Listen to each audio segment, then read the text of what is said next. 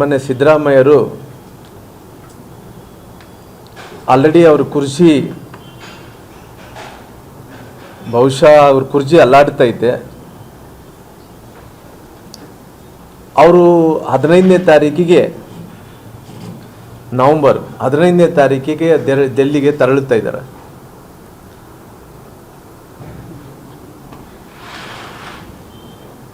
Already ಮುಖ್ಯಮಂತ್ರಿಗಳು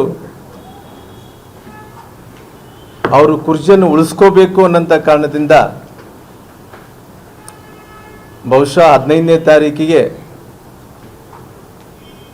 ಏನು ಅದು ಬಂದ ನಂತರ ಏನು ಕ್ರಾಂತಿ ಆಗುತ್ತೋ ನಾವೆಲ್ಲರೂ ಕೂಡ ನೋಡಬೇಕಾಗಿದೆ. ಯಾಕಂದರೆ ಆಲ್ರೆಡಿ ಬಿಹಾರ್ ಚುನಾವಣೆಗಳು ಘೋಷಣೆ ಆಗಿರೋ ಕಾರಣ ಸಾಕಷ್ಟು ಮಂದಿ ಸಚಿವರ ಜೊತೆಲಿ ಕಲೆಕ್ಷನ್ಗಳು ಪ್ರಾರಂಭ ಮಾಡಿಬಿಟ್ಟಿದ್ದಾರೆ.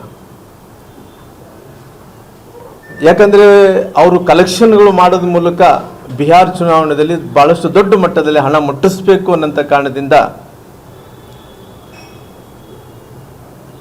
ಆ ಕಲೆಕ್ಷನ್ ಅನ್ನು ಕೊಡಬೇಕು, ಅವ್ರ ಕುರ್ಚಿಯನ್ನು ಉಳಿಸ್ಕೋಬೇಕಂದೇಳಿ ಮುಖ್ಯಮಂತ್ರಿ ಕೂಡ ಪ್ರಯತ್ನವನ್ನು ಕೂಡ ಮಾಡ್ತಾ ಇದ್ದಾರೆ.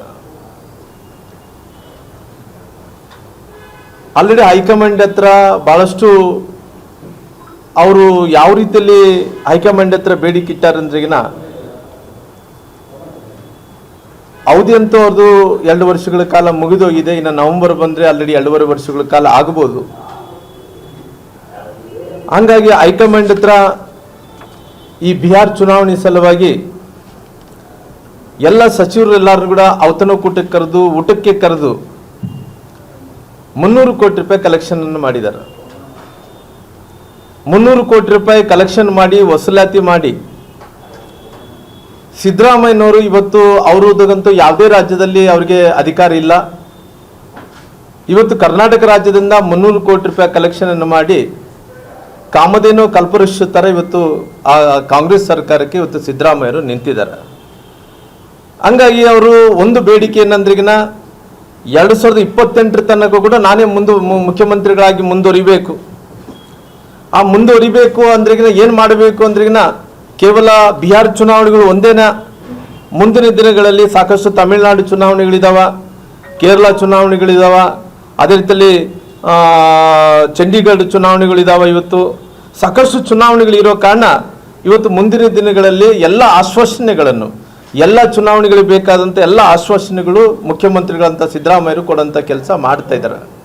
ಹಂಗಾಗಿ ಬಹುಶಃ ಇವೆಲ್ಲ ನೋಡಿದಂಥ ಟೈಮಲ್ಲಿ ಬಿಹಾರ್ ಚುನಾವಣೆಗಳು ಹಿಡ್ಕೊಂಡು ಇನ್ನು ಸಾಕಷ್ಟು ಚುನಾವಣೆಗಳನ್ನು ಮುಂದೆ ನಡೀತಾ ಇದ್ದಾವೆ. ಎಲ್ಲ ಚುನಾವಣೆಗಳಿಗೆ ಇವತ್ತು ಕರ್ನಾಟಕ ರಾಜ್ಯ ಇವತ್ತು ATM ಆಗಿ ಇವತ್ತು ಆಗಿದೆ. ಯಾಕಂದ್ರೆ ಇವತ್ತು ರಾಜ್ಯದಲ್ಲಿ ಸಾಕಷ್ಟು ಕಡೆ ದೇಶದಲ್ಲಿ ಬಹುಶಃ 2-3 ರಾಜ್ಯದಲ್ಲಿ ಬಿಟ್ಟರೆ ಎಲ್ಲ ರಾಜ್ಯಗಳಲ್ಲಿ ಸೋತು ಸುಣ್ಣ ಆಗಿದ್ದಾರೆ. ಆದರೆ ಇವತ್ತು ATM ಆಗಿರುವಂಥ ಕಾಂಗ್ರೆಸ್ಸಿನ ಸರ್ಕಾರ ಈ ಕರ್ನಾಟಕ ಸರ್ಕಾರದಲ್ಲಿ ಇವತ್ತು ATM ಆಗಿ ಬಳಸಿಕೊಂಡು ಇಲ್ಲಿಂದ ವಸೂಲಾತಿಯನ್ನು ಮಾಡಿ ಮುಂದಿನ ಬರುವಂಥ ಎಲ್ಲ ಚುನಾವಣೆಗಳಿಗೆ ಬಂಡವಾಳ ಹಾಕಬೇಕು, ನಾನು ಮುಖ್ಯಮಂತ್ರಿ ಸ್ಥಾನ 5 ವರ್ಷಗಳ ಕಾಲ ಉಳಿಸ್ಕೋಬೇಕು ಅನ್ನೋಂಥ ಕಾರಣದಿಂದ ಇವತ್ತು ಮುಖ್ಯಮಂತ್ರಿಗಳು ಒಂದು ಪ್ರಾಮಾಣಿಕವಾದಂಥ ಪ್ರಾಮಾಣಿಕತೆ ಅನ್ನೋದಕ್ಕಿಂತ ಅವ್ರದ್ದು ಒಂದು 6ನೇ ಗ್ಯಾರಂಟಿ 5 ಗ್ಯಾರಂಟಿಗಳು ಕೊಟ್ಟು 6ನೇ ಗ್ಯಾರಂಟಿ ಏನಪ್ಪ ಅಂದ್ರಿಗಿನ ನಾನು ಮುಖ್ಯಮಂತ್ರಿಗಳಾಗಿ 5 ವರ್ಷಗಳ ಕಾಲ ಮುಂದುವರಿಬೇಕನ್ನೋಂಥದ್ದು ಕೂಡ ಅವ್ರ ಗ್ಯಾರಂಟಿ ಆಗಿರಲಿದೆ. ಅದಕ್ಕೋಸ್ಕರವಾಗಿ ಇವತ್ತು ಏನು ನವೆಂಬರ್ದಲ್ಲಿ ಇವತ್ತು ತಾವು ನೋಡಿದಂಥ ಟೈಮಲ್ಲಿ ಸಾಕಷ್ಟು ಶಾಸಕರನ್ನ ಅಭಿಪ್ರಾಯವನ್ನು ಅವರು ತಿಳಿಸ್ಕೊಂಡು ಸಾಕಷ್ಟು ಬಹುಶಃ 20ನೇ ತಾರೀಕು ನವೆಂಬರ್ 24 ತಾರೀಕಿಗೆ ಇವತ್ತು ರಾಹುಲ್ ಗಾಂಧಿಯವರು ಅವರು ಬರ್ತಾ ಇದ್ದಾರೆ.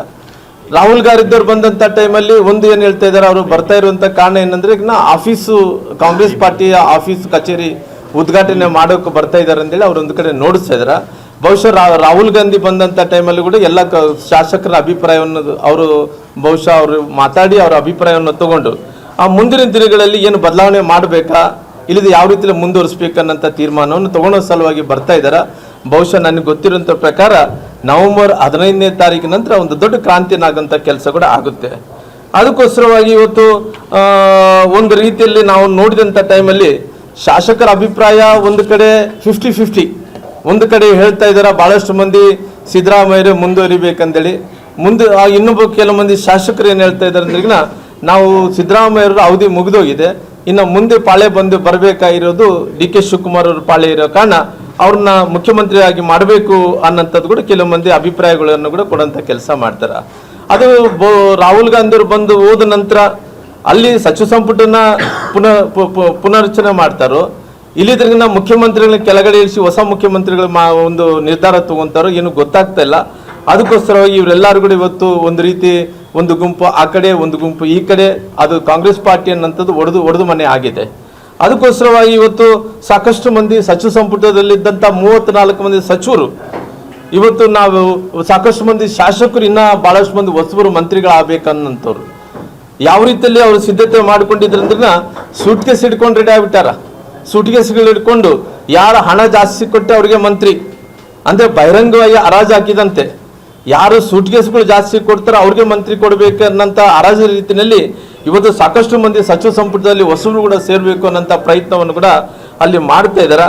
ಹಂಗಾಗಿ ನಾವು ನೋಡ್ತಾ ಇದ್ವಲ್ಲ ಯಾವ ರೀತಿಯಲ್ಲಿ IPL ಕ್ರಿಕೆಟದಲ್ಲಿ ಹರಾಜು ಹಾಕಿ ಏನು ಪ್ಲೇಯರ್ಸ್ ಕೊಂಡ್ಕೊಂತಾರೋ ಆ ರೀತಿ ಸಚಿವ ಸಂಪುಟದಲ್ಲಿ ಇದ್ದಂಥ ಸಚಿವರು ಜೊತೆಲಿ ಸಾಕಷ್ಟು ಮಂದಿ ಶಾಸಕರು ಮಂತ್ರಿಗಳಾಗುವಂಥವ್ರು ಕೂಡ ಇವತ್ತು ಸೂಟಿಗೆಸಿಗಳು ಇಟ್ಕೊಂಡು ಕಾಂಗ್ರೆಸ್ ಪಾರ್ಟಿಯಲ್ಲಿ ಇವತ್ತು ಹರಾಜಿಗೆ ಎಷ್ಟಾದ್ರೂ ಅಷ್ಟು ಕೊಡಬೇಕು ಅನ್ನೋಂಥ ಒಂದು ರೀತಿ ಆ ರೀತಿ ಭಾವನೆಗಳನ್ನು ನಾವೆಲ್ಲರೂ ಕೂಡ ನೋಡ್ತಾ ಇದೀವಿ.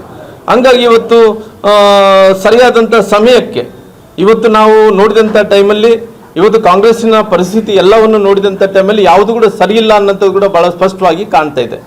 ಒಂದು ರೀತಿ ಅಭಿವೃದ್ಧಿ ವಿಚಾರದಲ್ಲಿ ನೋಡಿದಂಥ ಟೈಮಲ್ಲಿ ಚಿತ್ರದುರ್ಗ ಜಿಲ್ಲೆನ ಉದಾಹರಣೆಯಾಗಿ ತಗೋಣ. ಈ ಚಿತ್ರದುರ್ಗ ಜಿಲ್ಲೆಯಲ್ಲಿ ನೋಡಿದಂಥ ಟೈಮಲ್ಲಿ ಇಲ್ಲಿದ್ದಂಥ ಪರಿಸ್ಥಿತಿಯನ್ನು ಭಾರತೀಯ ಜನತಾ ಪಾರ್ಟಿದಲ್ಲಿದ್ದಂಥ ಟೈಮಲ್ಲಿ ಯಾವ ರೀತಿ